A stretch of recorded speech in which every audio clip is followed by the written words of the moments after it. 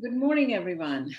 Well, all of us have been talking about how stressed we are during COVID 19. We all know how yoga, meditation has evidence to help with our stress relief. In today's session, we all wanted to talk about how Ayurvedic herbs can help with dealing with the stress levels as well.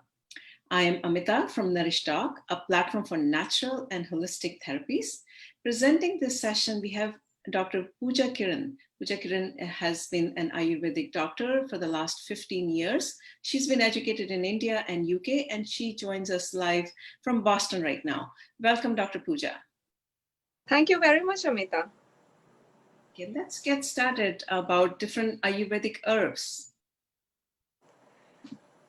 Hello, and welcome to our weekly herb session.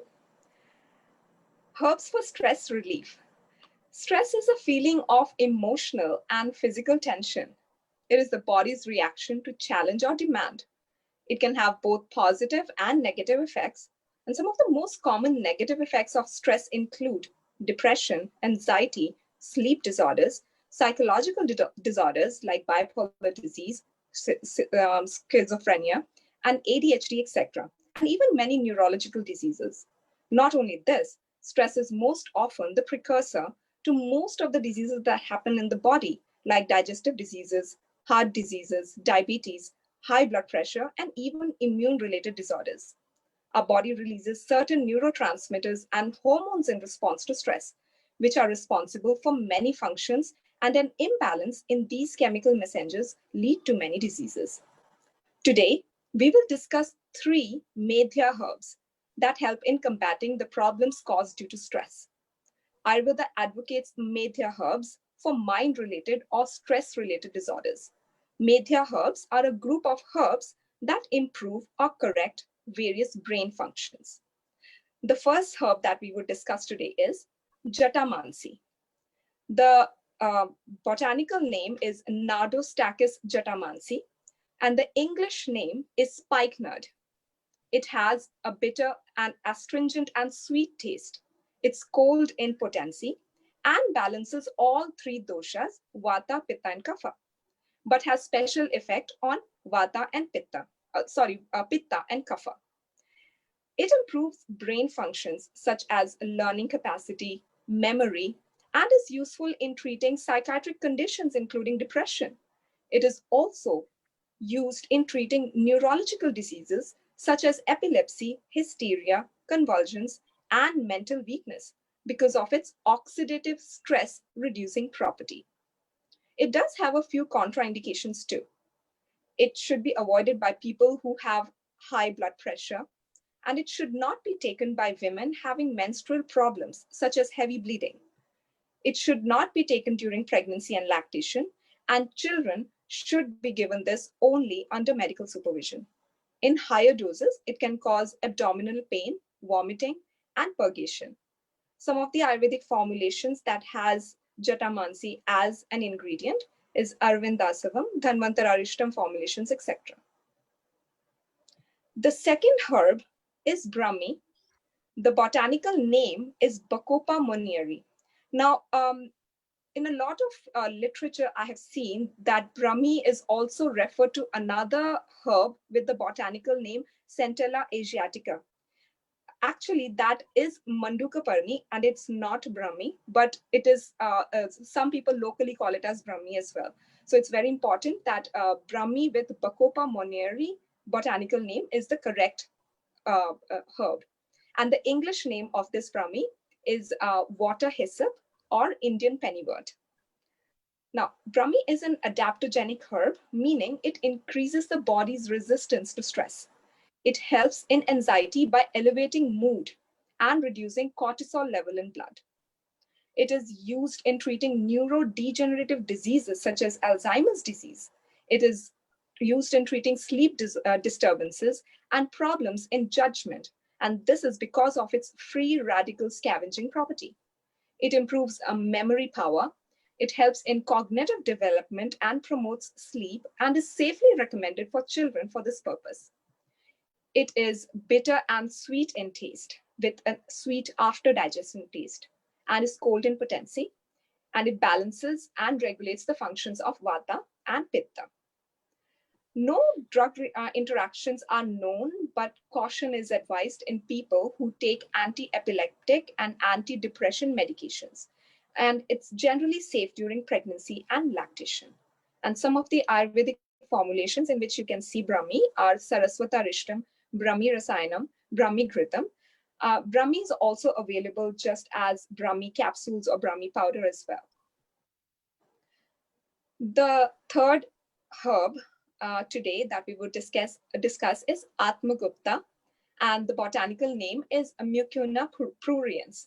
Its English name is velvet bean or cowhage plant. It is bitter and sweet in taste, has core potency, and balances Vata and Pitta dosha. Many literature does recognize Atmagupta as Kapikachu as well. There are lots of synonyms, but in the classical Ayurvedic text, Atmagupta is the name that it is referred to mostly. But if Atmagupta is just one name, Kapikachu is also another name. Sometimes people can get confused. So Atmagupta and Kapikachu are the same medication, herb. Let's talk about Atmagupta now. Chronic exposure to psychological stress is known to cause a variety of pathophysiological changes in the neuroendocrine system. And prolonged stress also leads to increased blood cortisol level, leading to anxiety. So psychological stress actually means stress that is caused due to performance pressure, emotional pressure, meeting deadlines, meeting expectations, challenges, and demands. So it's like an everyday stress that almost every person goes through. And Atmagupta has proven to work on psychological stress and elevated serum cholesterol by reactivating the antioxidant defense system. It is considered as a Vajikarna herb, meaning it's excellent for reproductive health, especially related to stress. And it has a lot of applications for stress-related hormonal problems leading to infertility and male and female problems in reproduction and infertility. It is used in the management of Parkinson's disease as it's a great natural source of dopamine. It is one of the main ingredients in Ayurvedic formulations given for psychiatric disorders as well. It is even administered in children with developmental anomalies, including cerebral palsy. So this herb is a very known herb and is used in many formulations. Some of them are Mahakalyanaka Ghritam, Mahapaishachika Ghritam, Vidaryadi Ghritam, Agastya Rasayanam, Brihat Ashwagandhadi Ghritam, etc. All theseGhritams are also given for stress, anxiety, and depression, and all these neurological conditions as well. Now, strict medical supervision is advised before administering Atmagupta in children in pregnancy and during lactation. Atmagupta is in higher or concentrated doses can have some drug interactions in patients taking synthetic levodopa for Parkinson's disease, patients who take neurotic or psychotic medications, and in people who take addictive drugs. So this was the discussion for the three herbs that we have today. Thank you. So one question. So when I go on the internet and I see capsules, Brahmi capsules that any one of us, like myself or anyone, can go and buy off the shelf and start taking Brahmi, or even Jatamansi. I haven't seen on Kapikachu, but definitely Brahmi capsules are available. So is it safe to just start taking something if you're feeling a little bit stressed out? Generally, these medicines are safe to take. There are no hard and fast contraindications, but it's always advised to have a certain, healthcare expert to tell you if it is the best time for you or what the correct dosage is, or if you have any, clinical conditions that might have a contraindication. So a lot of people generally take it in small doses. These herbs are not harmful, but usually in most packaging, you will see a dosage, directions. It's always best to start if you're self-medicating, it's always best to start with the lowest dose and take it in, a slower pace, rather than you feel stressful and you take a lot of this thinking that, oh, it's gonna relieve you of stress. No. So if you're self-medicating, that is the best way to do that. But I would always advise everyone to have some guidance of an Ayurvedic physician or an expert. So should someone take, we see capsules, it's very mind-boggling, Yes. right? As a user, Right. like myself, I see capsules, I see powder, I see all kind of thing, on general purpose websites that people are selling Brahmi. So, Correct. and of course, I think people are buying, that's why they're there out there. So Right. what would you recommend if someone is self-medicating, like start with the capsule or start with the powder or start with the what? Sure. So you can always start with herbal teas. Brahmi is also available in herbal teas, but if you do not find that, you can start with capsules. Capsules are usually 1 to 2 capsules in a day. That is generally what the dosage is. You can start with 1 capsule in a day and see how it goes. If everything is fine, you do not find any kind of problems taking that, then definitely you can take up to 2 capsules in a day without any problem. If you're taking powder, because Brahmi is available in powder as well, generally the dosage is between 1 gram to 3 gram in a day. I would advise if you're starting it, you start with the lowest dose, which is 1 gram. You can have it with water and see for yourself. If you do feel perfectly fine without any problems, then definitely yes, you can slowly increase it up to 3 grams. And the same goes with Jatamansi as well. The same Yes. rules Yes. apply. Jatamansi. I'm not aware if it comes in a capsule form, just as a single herb. Usually, I've seen it in formulations. But yes, Jatamansi also, if it is available in capsule form, always start with 1 capsule a day. And Atmagupta is available in powder form and capsule form as well. Again, the powder form is the dosage is 1 gram to 3 grams. You should not take more than 3 grams. And capsule is again 1 to 2 capsules in a day. So always start with the lowest dose. So and then you should continue for like few months, or you should see your symptoms if you're not feeling stress, or how would you recommend, like Sure. So most of these herbs that are medhya or stress relief herbs are generally adaptogenic, and it takes at least 2 to 3 months for the benefit, because the benefit is it has an accumulated effect. So we always prescribe at least for 2 or 3 months initially. That is, you have to continuously take it for at least 2 months to see the results. And then you can continue it without any problem up until 6 months as well. If everything is fine and you see that the results are coming in, you can take it up to 6 months too. Okay, so then with these herbs, you would recommend doing yoga or meditation, or I mean, there are a lot of other things Of course. that have done. Yeah.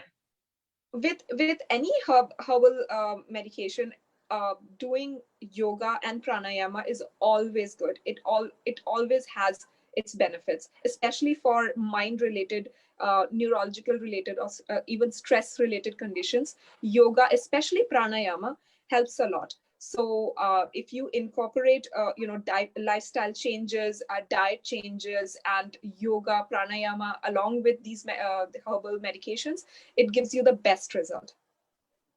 Okay. Any questions from anyone who has joined in Zoom? I do see a few people who've joined in Zoom. We are open to your questions if you have any questions.